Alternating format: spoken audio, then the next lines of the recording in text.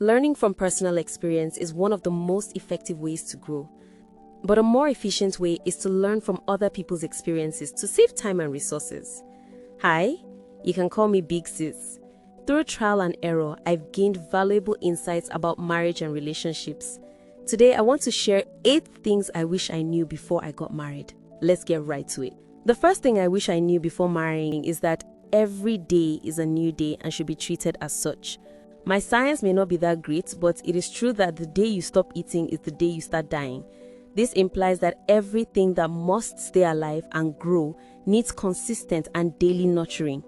Marriage is no exception to that rule because it also needs constant attention and nurturing to thrive. It's very easy to get too familiar with your spouse that you stop putting in efforts to make them love you. This means making time for each other, compromising when and where necessary, communicating effectively, and showing love and appreciation shouldn't end with courtship, but should continue in small ways every day. I repeat, every day, like every single day. Definitely, it took great efforts of weighing to get to the point of marriage. So why abandon your spouse emotionally and physically now that you have them with you? The truth is, one cannot bank on the efforts of last year, last month, last week, or even yesterday to take care of the hurdles of today. Sufficient unto the day is the evil thereof. There needs to be that constant assuring that you are all in the marriage journey. A little kind gesture here, a romantic text there, spending quality time together, or something as little as saying I love you could be the deal breaker. Another thing I wish I knew before marrying is that childbearing and parenting will affect your intimacy as husband and wife. Having kids is a game changer. Of course, this looks like obvious mathematics. 1 minute you are flying solo and the next you've got tiny humans relying on you for everything. No doubt, being parents is one of the most beautiful experiences of marriage, but it's also tough. With the first child, one may not really feel the pressure so much, but as they keep coming, it's like they bring along increased doses of stress. The problem is not just some tiny humans taking over your bed space. Pregnancy hormones add their bit, making you have several moods all at once, throwing your body in many different directions. Postpartum recovery is no joke either. And sleep deprivation? Story for another day. Emotionally, you are stressed, you're swinging moods faster than a monkey, you're anxious, you're just trying to keep it all together. And time? Forget about it. It's like the parenting phase has its own clock. It's 4 hours make one day, because tell me how time flies so fast. Like 2 seconds ago, you dropped the kids off at school, and now the alarm is ringing to pick them up. I didn't even get a chance to nap. I mean, you've got no time for anything, let alone date nights or romantic getaways. It's like you're just trying to get through the day without anyone crying, or at least not too much. In all of this, it's quite easy to lose touch with one another and become like roommates.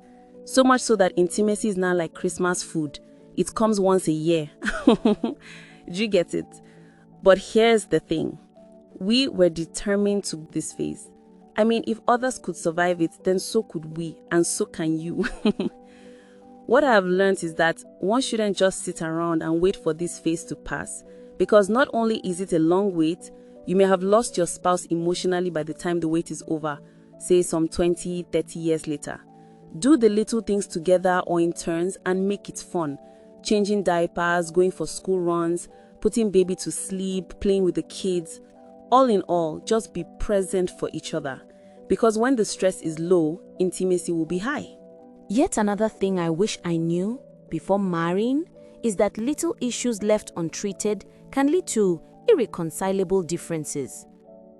Almost always, estranged couples tag irreconcilable differences as the sole reason for separation. The Bible says it is the little foxes that spoil the vine. So also, in marriage or any relationship for that matter, it's often the little things that add up and cause big problems if left untreated. Small issues like unmet expectations, unexpressed feelings, and unresolved conflicts.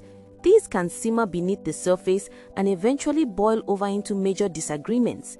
A wise man once said, "The enemy you neglect today will become a tyrant tomorrow."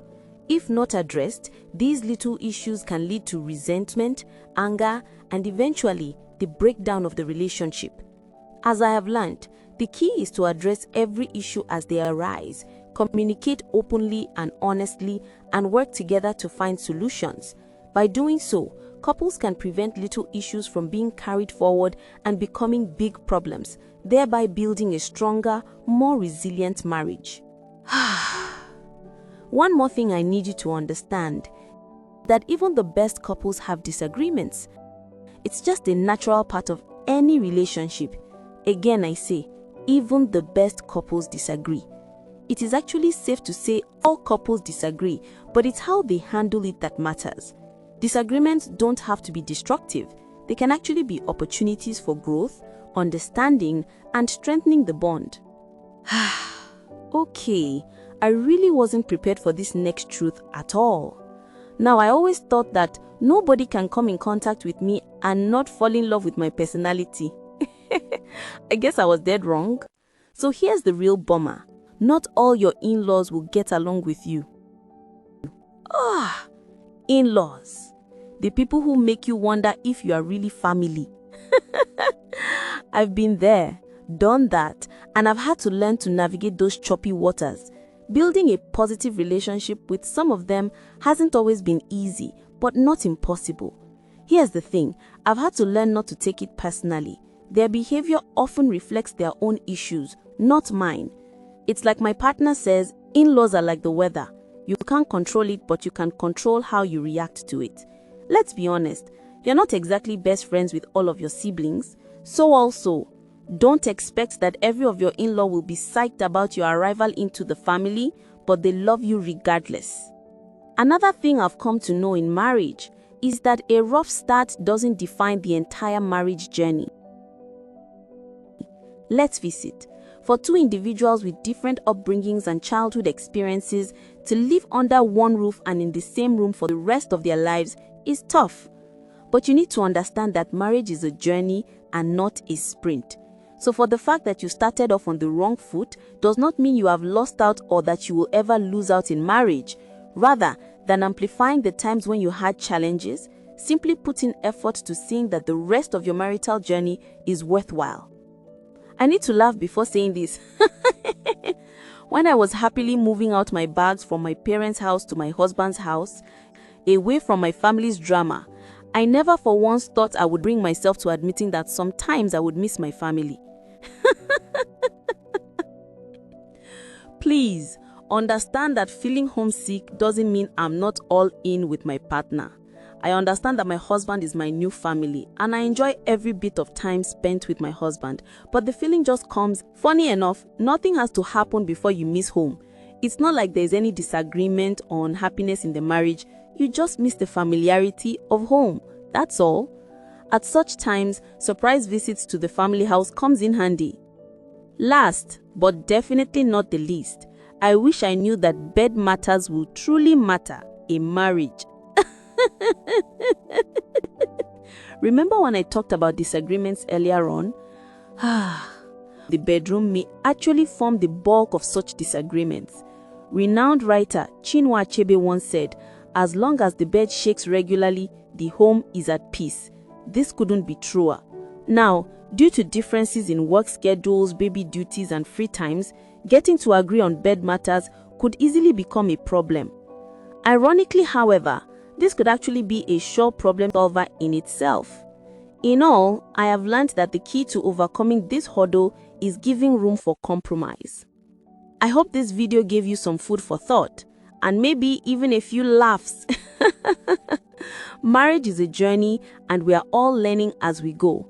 If you're thinking of getting married or are newlywed, I hope my experiences can help you navigate the ups and downs.